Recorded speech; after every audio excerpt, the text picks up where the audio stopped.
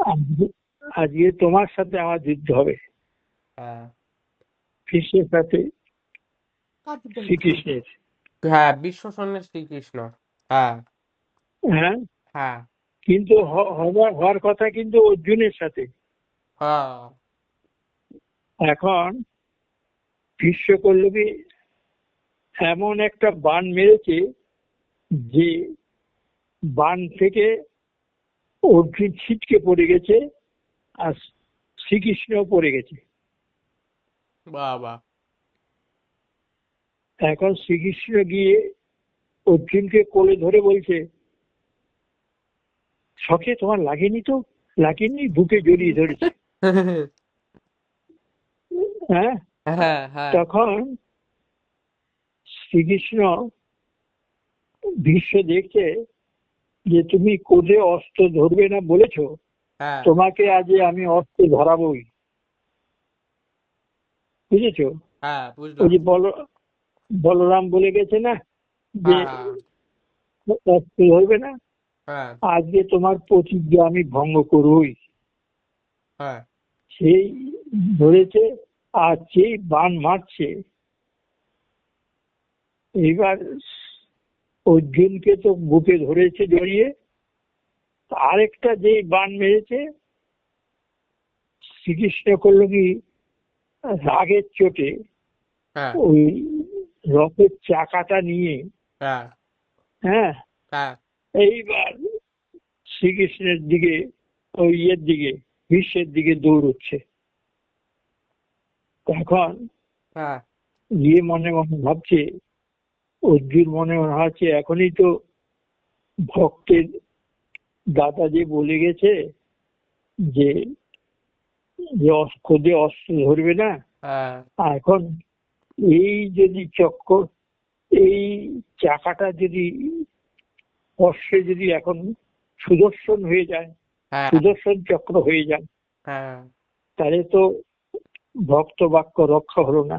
হ্যাঁ আর এইদিকে উম, উত্তরার গর্ভে জনপুত্র অশ্বত্থমা বাণ বিদ্ধ করেছে না, হ্যাঁ তাহলে তো ভক্ত বাক্য রক্ষা হবে না।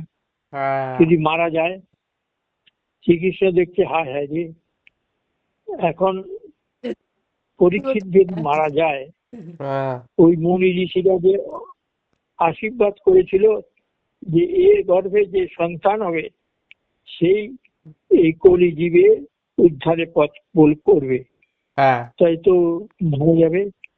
সেই জন্যে তিনি গর্ভে ওই অঙ্গুষ্ঠী পরিমাণ হয়ে সুদর্শন চক্র দিয়ে গর্ভাস্থ রোধ করেন, পরীক্ষিতকে বাঁচান। পরীক্ষিতকে তখন দেখতে পেয়েছেন, হ্যাঁ, হুম ওই শ্রীকৃষ্ণকে। হ্যাঁ সেই জন্য পরীক্ষিতকে গর্ভেই দেখতে পেয়েছেন। মানুষ জন্ম হবার পরে হুম ভজন সাধন করে তবে ভগবানকে পায়, হুম কিন্তু এই ভজন ছাড়াই কি করে ভগবানকে দর্শন পেল? ওর মায়ের আশীর্বাদ। হুম মা বলেছে না হ্যাঁ যে, মুনি ঋষা বলেছে এই তোমার ছেলে কলিজীবকে উদ্ধার করবে, খালি হরি কথা শুনেই, হ্যাঁ তাহলে তো প্রতিজ্ঞা ভঙ্গ হবে না, হ্যাঁ এই বলেছে রক্ষা করবে। সেই জন্য কৃষ্ণ ভিতরে ঢুকে, গর্ভে ঢুকেই এই ব্রহ্মাস্ত্র রোধ করেন অশ্বত্থমা। তখন এই বলে, প্রথমেই যদি শ্রীকৃষ্ণকে দর্শন করেন, তাহলে শেষ সময়ও শ্রীকৃষ্ণকে নিশ্চয়ই আসবেন, 7 দিন পরে আসবেন। ভাগবত পাঠ 7 দিন পরে, সেই জন্য মুনি ঋষিরা সব একসঙ্গে হয়েছে। কিন্তু মুখ দর্শন করতে নেই, যে ব্রহ্মসাপ হবে তার মুখ দর্শন করতে নেই। তবে এই 60,000 ঋষিরা কেন আসলেন? দেবশ্রী, মহর্ষি, রাজর্ষি, এত এরা কেন আসলেন? ব্যাসদেব পর্যন্ত এসেছেন। বলে এরা এসছেন কেন? যে আজ ভগবান আসবেন, সেই জন্যে বুঝেছো? ভাগবত পাঠের এত দাম। বাহ, বুঝলাম। ভাগবত পাঠ কেন হুম, শোনে? তবে পরীক্ষিত মহারাজের মতো তো আমরা শুনতে পাই না।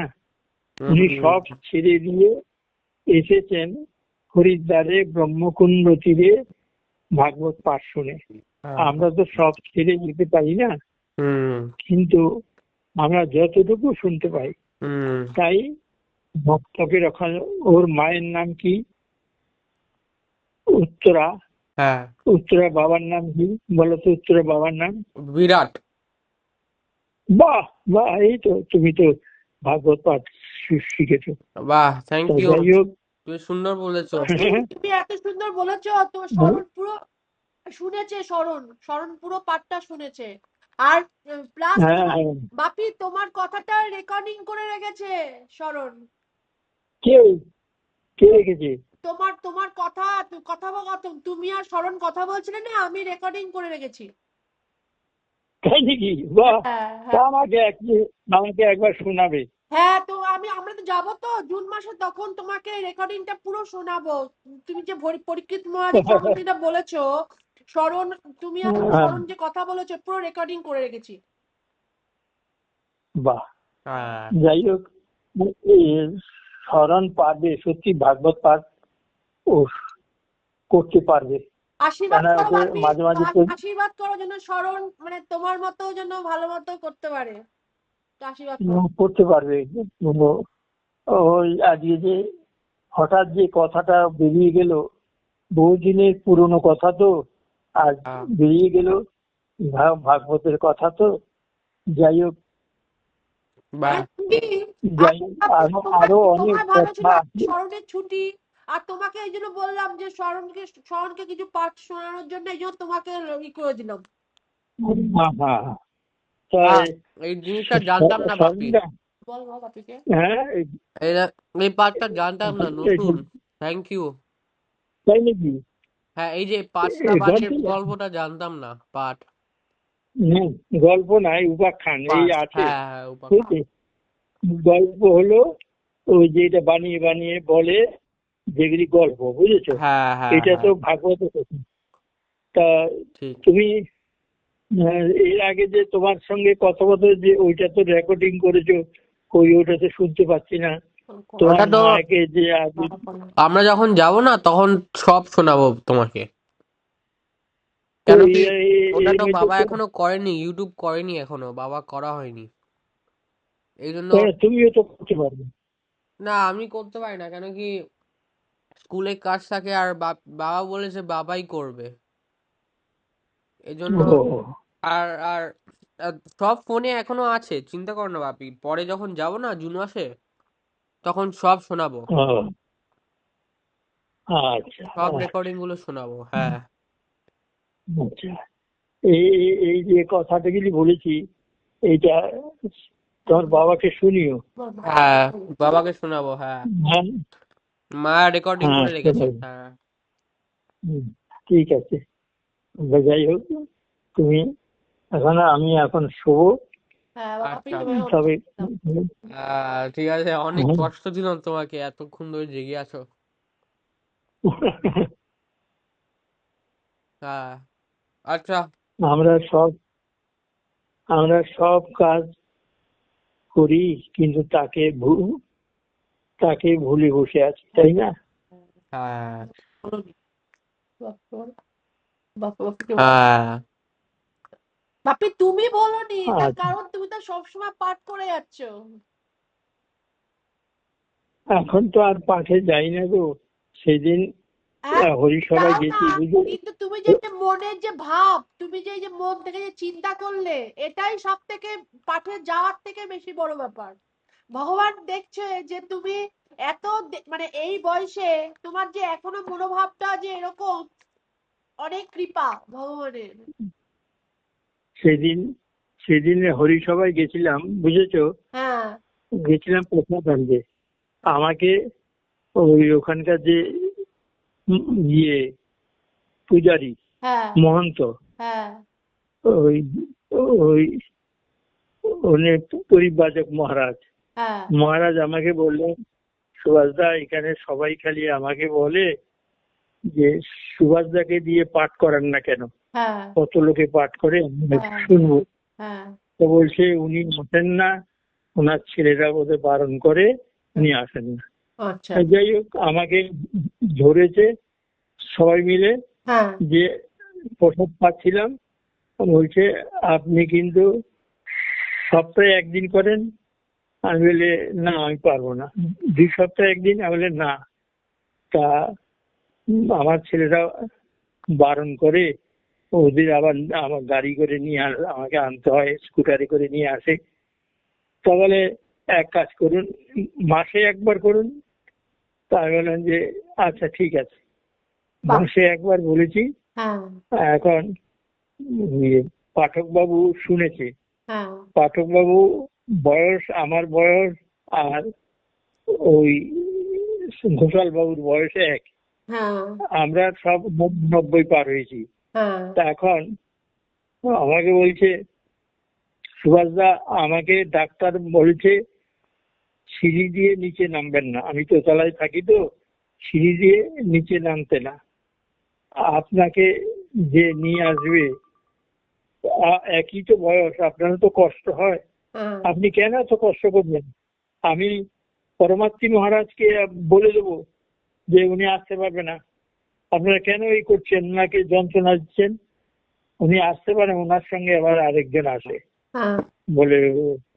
তখন তোমার মা করেছে কি, হ্যাঁ বলছে হাততালি দিচ্ছে, বলে ঠিক আছে ঠিক আছে, আপনি রক্ষা করেছেন রক্ষা করেছেন। তখন পাঠকবাবু বলছে, পাঠকবাবু তো হেড, তা বলছে আচ্ছা আমি বলে দেবো সুভাষদার আসতে হবে না। হ্যাঁ এইভাবে চলছে। হ্যাঁ সবাই শুনতে চায়, কিন্তু এদিকে বাড়ির লোকে তো বাধা দেয়, বুঝেছো? হ্যাঁ হ্যাঁ যদি সেটাই কখন কি হয়ে যায় রাস্তাঘাটে, বুঝেছো? হ্যাঁ হ্যাঁ সেই জন্য তুমি বলো তোমাকে ডাকে না, আমাকে ডাকলে কি করবো, আমি তো যেতে পারি না। হ্যাঁ হ্যাঁ আমার তো এই যে তোমরা যে বলছো, এই বলাতে আমার স্মরণ হচ্ছে, কিন্তু বসে আছি তো হ্যাঁ ওখানে, আজকে কিন্তু আজকে আবার বাপির সবার সামনে তো স্মরণের সৌভাগ্য হলো, তোমার প্রার্থনা। আজকে স্মরণ স্কুল ছুটি ছিল, তোমার প্রার্থনা একটা সৌভাগ্য হলো, সেটাই। আমার আমারও সৌভাগ্য হলো, নাতিকে আমি শোনাতে পেরেছি, হ্যাঁ হ্যাঁ এটাই আমার সৌভাগ্য, হ্যাঁ থ্যাংক ইউ বুঝেছো? বাপি। আচ্ছা, থ্যাংক ইউ। প্রণাম তোমরা ভালোভাবে আছো। প্রণাম দিও। হ্যাঁ আমার প্রণাম নিও। হ্যাঁ হ্যাঁ, হ্যাঁ প্রণাম কি, তুমি আমার প্রণাম নিও। না। আচ্ছা আর তুমি ঘুমো। আচ্ছা, আজকে আমি এখন শুই। আচ্ছা ঠিক আছে বাপি। হ্যাঁ আম্মা ঘুমিয়ে পড়েছে তাই না? হ্যাঁ, আম্মা ঘুমিয়ে পড়েছে? না, আমার খেতে গেছে, ও, আমি দরজা বন্ধ করে কথা বলছি। আচ্ছা ঠিক আছে বাপি, তোমার অনেক, আচ্ছা, তোমার সত্যি মানে তোমার খুব কষ্ট হলো, আর এটা আনন্দ পেলে যেহেতু তোমার নাতিকে শুনিয়েছো। হ্যাঁ ঠিক আছে, তুমি হ্যাঁ অনেক বেলা হয়ে গেছে, ঘুমিয়ে পড়ো বাপি। জয় নিতাই। হ্যাঁ বাপি জানি। পরে আবার শুনবো, ঠিক আছে? পরের সপ্তাহ ছুটি আচ্ছা থাকলে। ঠিক আছে। ঠিক আছে বাপি। হ্যাঁ হ্যাঁ হ্যাঁ হ্যাঁ, হ্যাঁ আমাকে আগে বলবে। আচ্ছা, যাই যাই। হ্যাঁ জানি তাই।